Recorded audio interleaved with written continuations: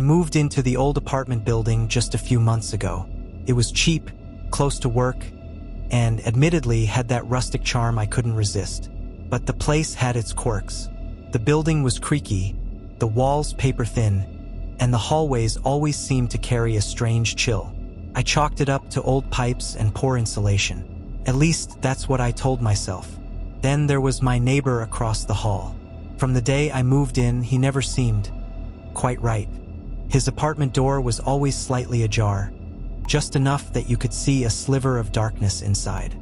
His name was Mr. Finch, an older man with a face as pale as moonlight and eyes that seemed to soak up all the light around him. He'd shuffle past me in the hall sometimes, nodding silently, his expression blank. I tried to brush it off. Living in a big city, you meet all sorts of people. But strange things started happening. One night, I heard what sounded like heavy furniture being dragged across the floor in his apartment. Scraping, groaning, and muffled thuds. It went on for hours.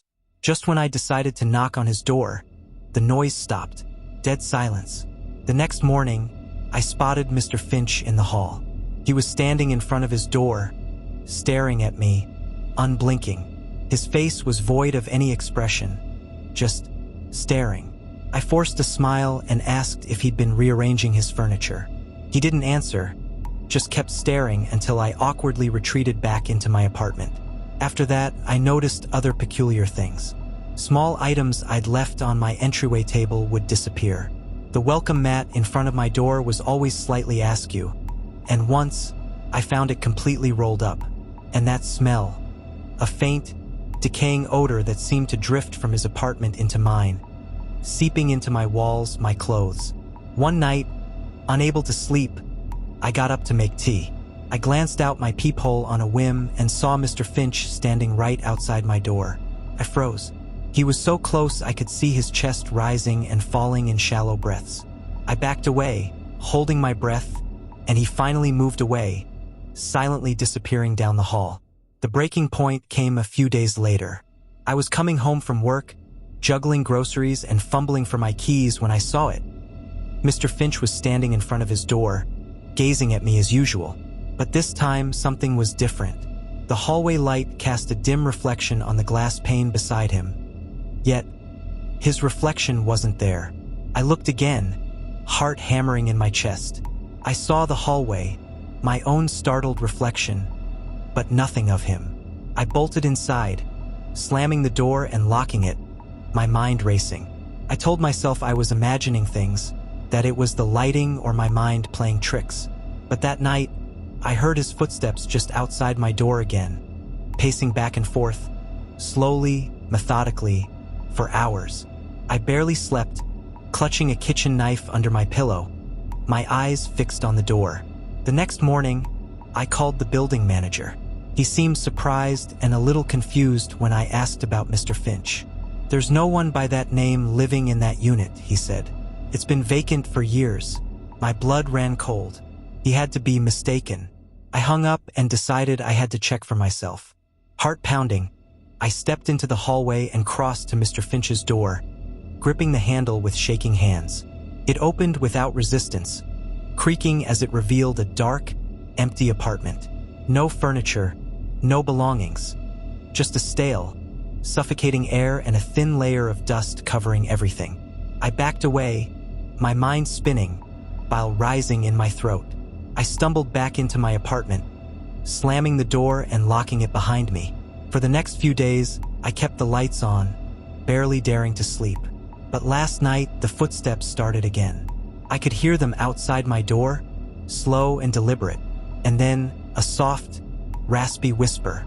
"Don't forget to say hello."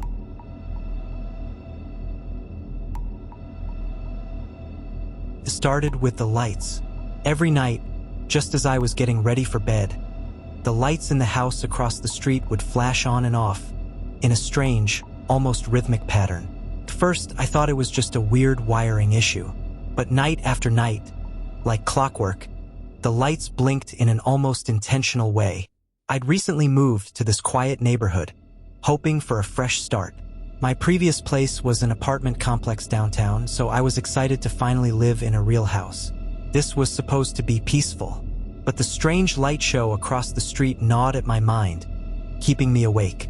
One night, curiosity got the best of me. I decided to take a closer look. Pulling a chair up to my window, I waited.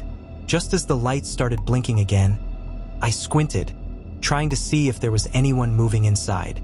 And that's when I saw him, a shadowy figure standing by the window, staring directly into mine.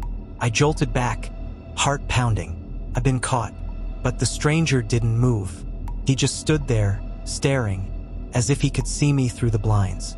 That was when I realized I was being watched.